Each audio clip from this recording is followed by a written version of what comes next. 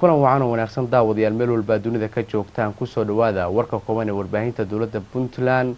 qodobada warka nagu haynana waxaa ka mid ah madaxweyne ku-xigeenka dowladda Puntland Axmed Cilmi Cismaan Karaash ayaa maanta la kulmay guddiga fatahaadaha roobabka Puntland. madaxweyne ku-xigeenka Puntland Axmed Cilmi Cismaan Karaash ayaa kulan la qaatay guddiga gurmadka fatahaadaha roobabka ee gudoomiyaha u yahay wasiirka wasaaradda arrimaha gudaha Maxamed Cabdiraxmaan Dhamnacad. kulanka ayaa sidoo kale waxaa goobjoog ka ahaa maamulka gobolka Nugaal kan degmada Garowe.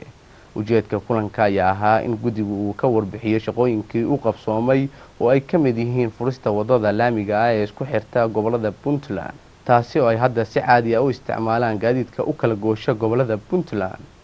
sidoo kale isla kulanka ayaa guddigu madaxweyne ku-xigeenka Puntland kula wadaagay qorshayaasha la rabo in lagu dayactiro buundooyinka roobabku gooyeen. degmada Galdogob ee gobolka Mudug ayaa lagu soo gabagabeeyay tartan aqooneed u dhaxeeyay xaafadaha degmadaasi. tartan aqooneed kan lagu talagalay inuu socdo bisha Ramadaan ayaa loo qabtay 4 xaafadood ay ka kooban tahay degmada Galdogob, kuwaasi oo kala ah Waaberi, Sayidka, Horseed iyo Hawlwadaag, waxaana finaal isugu yimi Waaberi iyo Horseed. ugu dambeyntiina Waaberi ayaa tartanka ku guuleysatay. tartankan oo iska kaashanaya shirkadda Amal iyo ururka horumarinta waxbarashada Galdogob waxaa xiritaanka ka qayb galay maamulka degmada Galdogob iyo qaybaha bulshada degmadaasi. wasiirka wasaaradda shaqada iyo shaqaalaha iyo arrimaha bulshada ee dowladda federaalka ee Soomaaliya iyo wafdi hogaaminaya dalka Switzerland ugu qayb galay shirweynaha shaqaalaha adduunka. wasiirka wasaaradda shaqada iyo shaqaalaha iyo arrimaha bulshada ee xukuumadda federaalka ee Soomaaliya Sadiq Xirsi Warfaa iyo wafdi hogaaminaya maanta u ambabaxay magaalada Geneva ee dalka Switzerland, halkaas oo ay kaga qayb gali doonaan shirweynaha shaqaalaha adduunka.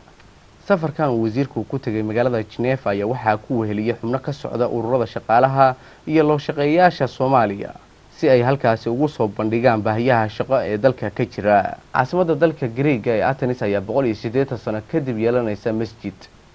wasiirka waxbarashada iyo diimaha ee Komosto ayaa sheegay in bisha September ee soo socota si rasmi ah loo furi doono masjidka cusub ee laga hirgeliyay caasimadda Athens ee dalka Greega. wasiirka oo maalinimadii Jimcaha ee shalay booqday masaajidkaasi ayaa sheegay in dib u dhac kadib dowladdu qabanqaabinayso furitaanka masaajidkaasi oo 3 sano kadib ogolaadeen baarlamaanka dalkaasi. wakiilo ka socda muslimiinta ayaa sidoo kale booqday masaajidkaasi oo laga dhisay duleedka magaalada Athens, waxaana markiiba ku tukan kara masaajidkaasi 350 ruux iyadoona kharashka ku baxay lagu qiyaasay $967,000 oo doolarka Mareykanka ah. dhismaha masaajidkan ayaa la xaqiijiyay in sanado badan uu ka jiray muran kadib markii ay ka hor yimaadeen hogaamiyaasha mucaaradka ah ee dalkaasi Greega. guud ahaan iyo gabi ahaanba intaas ayaan kusoo gabagabaynaynaa warkii koobnaa ee kala socoteen warbaahinta dowladda Puntland. warkan waxaan la socodsiinaya anigoo Shamaakaad Qaadir Jaamaca. warkan warka xiga inta ku wada kulmi doona waxaan iga tageynaa sidaas iyo nabadgelyo.